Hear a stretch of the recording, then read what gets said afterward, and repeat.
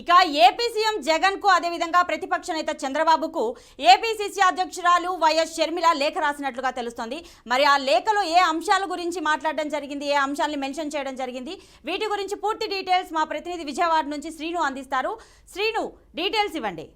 ప్రతిభ, షర్మిల మరొకసారి ఏపీ రాజకీయాల్లో ఒక కీలక అంశాన్ని ప్రస్తావన తీసుకొచ్చారు. ఇప్పటి వరకు కూడా విభజన హామీలకు సంబంధించి విభజన చట్టంలో చేసినటువంటి హామీలు ఏవైతే ఉన్నాయో వాటి అంశం మీద ఇప్పటివరకు టీడీపీ 5 ఏళ్లు, అదేవిధంగా వైఎస్ఆర్సీపీ 5 ఏళ్లు పరిపాలన చేసి 10 ఏళ్లలో విభజన హామీలకు ఇచ్చినటువంటి సమయం 10 ఏళ్ళు అయింది. ఈ 10 ఏళ్ల కాలంలో విభజన హామీలకు సంబంధించి ఏ పోరాటాన్ని ఇప్పటివరకు మీరు చేశారు అనే అంశాన్ని కీలకంగా మాట్లాడుతూనే ఈ మధ్యకాలంలో ఆమె చేస్తున్నటువంటి ఏదైతే ఆ ఏపీసీసీ అధ్యక్షులుగా బాధ్యతలు చేపట్టినప్పటి నుంచి కూడా ఆవిడ ప్రత్యేక హోదా, విభజన హామీలు చట్టంలో పొందుపరిచినటువంటి అంశాలను ఎందుకు బీజేపీ నిర్వర్తించలేదు, ఎందుకు అటు టీడీపీ ఇటు వైసీపీ మౌనంగా ఉన్నాయి, అడగకపోయినప్పటికి కూడా బీజేపీకి మద్దతు ఇస్తున్నటువంటి నేపథ్యంలో ఆంధ్రప్రదేశ్కి రావాల్సినటువంటి విభజన చట్టంలో చేసినటువంటి విభజన సమయంలో చేసినటువంటి చట్టం ఏదైతే ఉందో దాన్ని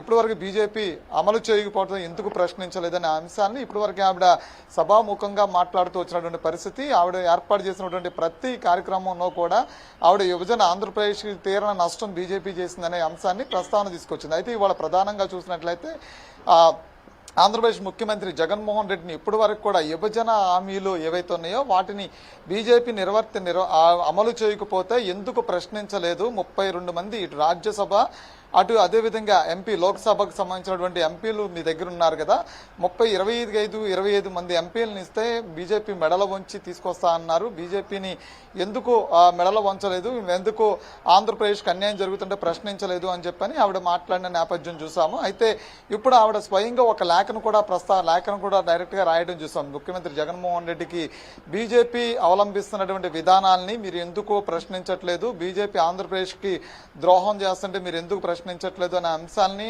పలు అంశాలని ప్రస్తావిస్తూ కూడా లేఖ రాశారు. అయితే ఈ లేఖ ద్వారా ఆమె ఇప్పుడు ఆంధ్రప్రదేశ్ రాజకీయాల్లో ఒక కీలకమైనటువంటి అంశాన్ని ప్రస్తావన తీసుకొచ్చారని చర్చకు వచ్చినటువంటి నేపథ్యం. అయితే ఇటు ప్రతిపక్ష నేత చంద్రబాబు నాయుడికి అదేవిధంగా జగన్మోహన్ రెడ్డికి అయితే ఇప్పటి వరకు మీరు చేసినటువంటి పోరాట అంశాలని అదేవిధంగా ప్రస్తావిస్తూ మరొకసారి వివిధ రాజకీయాలకి పార్టీలకి అత్యధికంగా కలిసి రండి, బీజేపీ మీద పోరాటం చేద్దాము, ఆంధ్రప్రదేశ్కి ఇటు విభజన ప్రకారం చేయాల్సినటువంటి చట్టంలో చేసినటువంటి అంశాలు ఏవైతే ఉన్నాయో న్యాయం పరంగా అమలు చేయాల్సినటువంటి అంశం ఉంది, అమలు చేయాల్సిందే అని ఇచ్చినటువంటి కాంగ్రెస్ ప్రభుత్వం విభజన సమయంలో చేసినటువంటి చట్టం ఏదైతే ఉందో ఆ చట్ట ప్రకారం బీజేపీ అప్పుడు అధికారంలో రాకముందే 10 ఏళ్లు అడిగినటువంటి సందర్భం చూసాం. 10 ఏళ్లలో ఒక 5 ఏళ్లు కాదు, ఆంధ్రప్రదేశ్కి విభజన హామీలు చట్టం చేసేటప్పుడు 10 ఏళ్లు చేయాల్సిందని అప్పుడు వెంకయ్యనాయుడు కూడా దాన్ని పట్టుబట్టడం జరిగింది. ఆ పట్టుబట్టిన నేపథ్యంలోనే 10 ఏళ్లు విభజన హామీలు ఏవైతే ఉన్నాయో విభజన హామీలు అన్నీ కూడా 10 ఏళ్లు అమలు చేయాల్సినటువంటి నేపథ్యం ఉంది.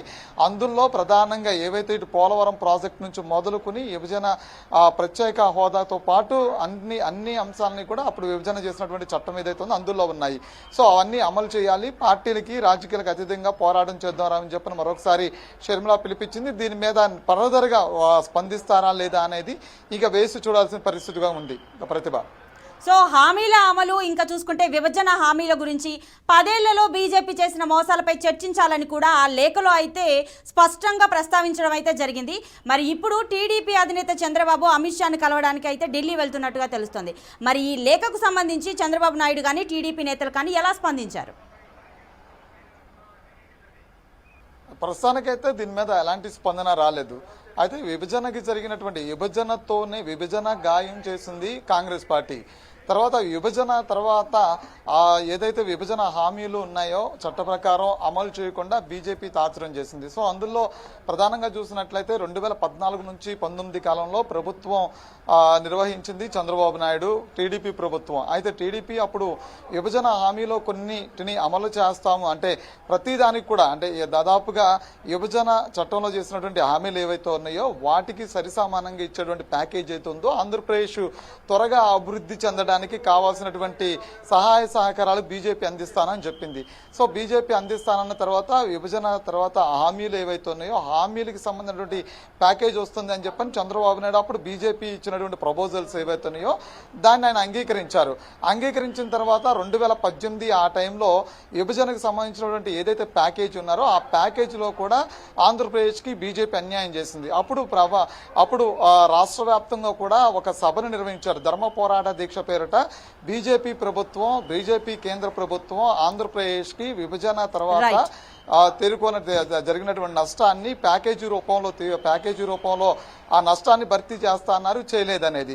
సో ఐదేళ్లు పరిపాలనలో మాకు కనుక 25 మంది ఎంపీలు వస్తే కనుక కేంద్రం తలలో ఉంచి మరీ విభజన హామీలు నెరవేరుస్తామని చెప్పి జగన్మోహన్ రెడ్డి గారు చెప్పారు. 2 దఫాలు కూడా బీజేపీతో పాటు రాష్ట్రంలో ఉన్నటువంటి పార్టీలు ఏవైతే ఉన్నాయో అవి నష్టపోయినాయి. ఆంధ్రప్రదేశ్ కూడా నష్టం జరిగింది. దాన్ని భర్తీ చేద్దాము అని ఇప్పుడు షర్మిల పిలుస్తుంది. సో దీని మీద ఫర్దర్గా ఎలా స్పందిస్తారనేది వేసి చూడాల్సిన పరిస్థితి. Right Srinivas, thanks for the details.